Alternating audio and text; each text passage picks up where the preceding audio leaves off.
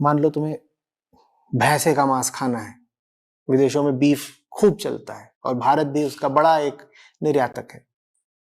तो भैंसे का मांस खाना है, भैंसा तुम कल्पना कर सकते हो ना कितने किलो का होता होगा।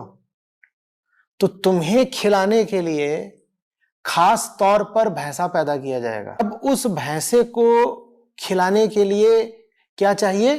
अन्न। तो बहुत सारा अन्न जिसको खाकर इंसानों की भूख मिट सकती थी, वो अन्न किसको खिलाया जाएगा? भैंसे को, ताकि तुम उस भैंसे का मांस खा सको। तो दुनिया में अगर गरीबी से और भूखमरी से मौतें होती हैं या कुपोषण होता है कि लोगों के बच्चों के पास खाने को नहीं है, तो उसकी बहुत बड़ी वजह यह है कि बहुत सारे लोग, दुनिया के अधिकांश लोग मांस खा रहे हैं। मांस की इस हवस ने दुनिया को कई तरीकों से डुबो रखा है, लेकिन हम शायद जानबूझकर ही तथ्यों को जानना नहीं चाहते, क्योंकि तथ्यों को जान गए तो ये जो स्वाद लोलुपता है, ये जो ज़बान की लत है, हवस है ना, जायके की, टेस्ट की, इस पे लगाम लगाना पड़ेगा। और कहाँ हम अपने मजे पे लगाम लगाना चाहते हैं? तो हम कहते हैं ये बात हम जानेंगे ही नहीं, हमें पता ही नहीं करनी, हमें सुनना ही नहीं है। अभी कहानी आगे भी है।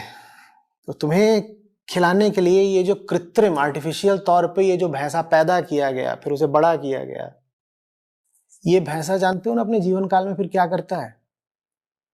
इसके शरीर से निकलती हैं गैसें। कौन सी गैसें निकलती हैं? मीथेन निकलती है, कार्बन डाइऑक्साइड निकलती है। सारी कौन सी गैस हैं? ये ग्रीन हाउस गैसें। और इन्हीं से दुनिया में फिर क्लाइमेट चेंज हो रहा है, ग्लोबल वार्मिंग हो रही है। ये भी लोगों के लिए, बहुत लोगों के लिए एक बड़ी नई खबर होगी कि मांस खाना क्लाइमेट चेंज के बड़े से बड़े कारणों में से है। एक अनुमान तो कहता है कि सबसे बड़ा कारण क्लाइमेट चेंज का मांसाहार ही है। जो बाकी अन्य अनुमानों कहते हैं नहीं, सबसे बड़ा नहीं, दूसरे नंबर पर है।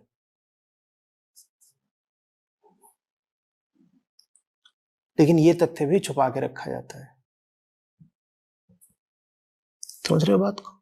तो पशुओं के साथ जो तुम अत्याचार करते हो, देखो वो कितनी दूर तक जाता है। और आप सोच रहे हो नहीं, पशुओं के प्रति अत्याचार तो एक बस छोटी सी बात है, मैंने तो मुर्गा मार के खा लिया। तुमने पूरी पृथ्वी तबाह कर दी।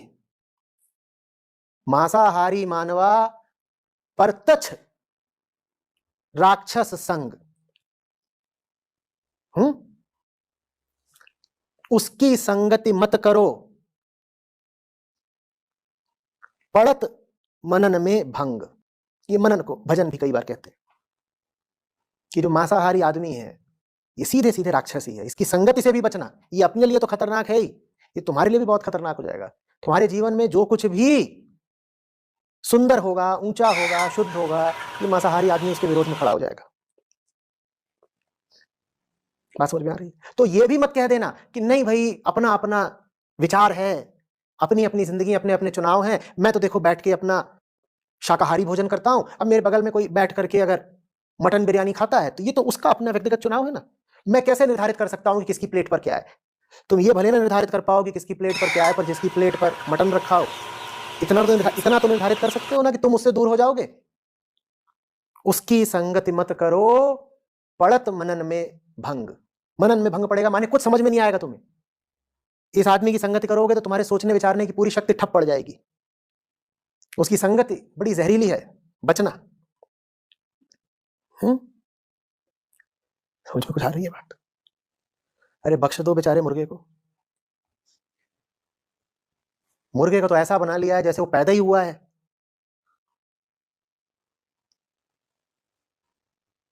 कटने के लिए, और बात सही भी है। तो जबरदस्ती तो पैदा किए जा रहे हैं सब, जैसे फैक्ट्रियों में माल तैयार होता है,